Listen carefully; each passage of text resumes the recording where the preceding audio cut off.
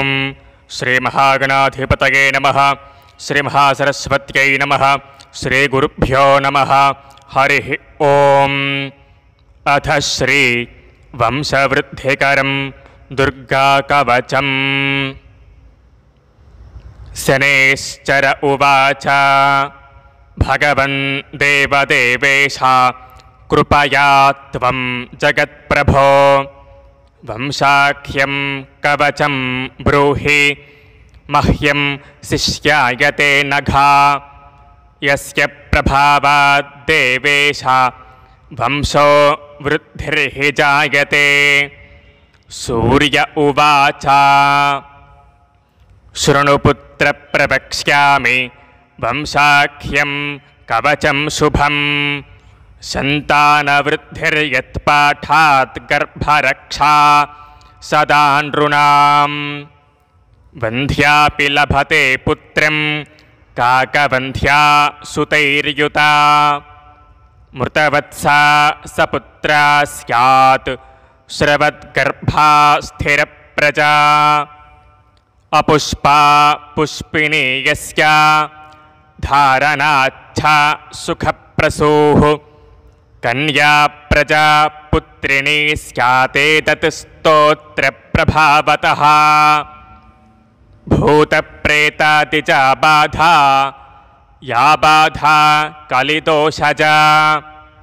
ग्रहबाधा देवबाधा बाधा शत्रुकृता च या। भस्मी भवन्ति सर्वास्ताः कवचस्य प्रभावतः। सर्वे रोगाः विनश्यन्ति सर्वे बालग्रहाश्च ये। अथ कवचम्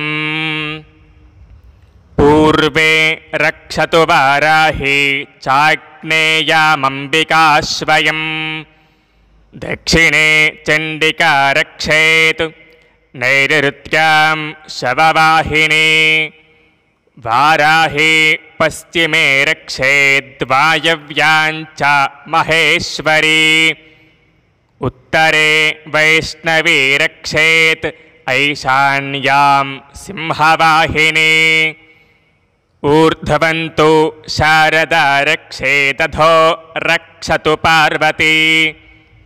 शाकम्भरी शिरो रक्षेन्मुखं रक्षतु भैरवी।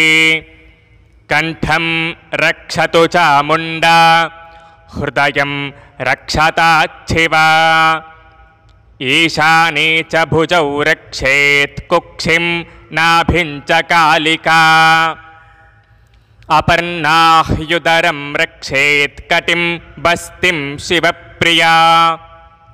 ऊरू रक्षतु कौमारी जया जानुद्वयं तथा।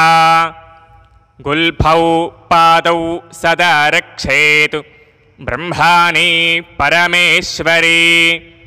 सर्वाङ्गानि सदा रक्षेत् दुर्गा दुर्गार्तिनाशिनी।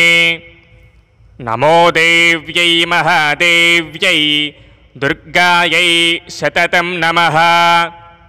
पुत्रसौख्यं देहि देहि गर्भरक्षां कुरुष्व नः। मूलमन्त्रः ॐ ह्रीं ह्रीं ह्रीं श्रीं श्रीं श्रीं ऐं ऐं ऐं महाकाली महालक्ष्मी महासरस्वती रूपायै नवकोटिमूर्त्यै दुर्गायै नमः। ॐ ह्रीं ह्रीं ह्रीं दुर्गार्तिनाशिनी सन्तानसौख्यं देहि देहि वन्ध्यत्वं मृतवत्स्यत्वं च हर हर गर्भरक्षां कुरु कुरु। सकलां बाधां कुलजां बाह्यजां कृतां अकृताञ्च नाशय नाशय। सर्वगात्राणि रक्ष रक्ष गर्भं पोषय पोषय। सर्वोपद्रवं शोषय शोषय स्वाहा। फलश्रुतिः अनेन कवचेनाङ्गं सप्तवाराभिमन्त्रितं ऋतुस्नात जलं पीत्वा भवेत् गर्भवती ध्रुवं गर्भपातभये पीत्वा दृढगर्भा प्रजायते अनेन कवचेनाधा मार्जिताया निशागमे सर्वा बाधा विनिर्मुक्ता गर्भिणी स्यान्न संशयः अनेन कवचेनेह ग्रन्थितं रक्तदोरकं कटिदेशे धारयन्ति सुपुत्रसुखभागिनी असूतपुत्रमिन्द्राणां जयन्तं यत्प्रभावतः गुरूपदिष्टं वंशाख्यं कवचं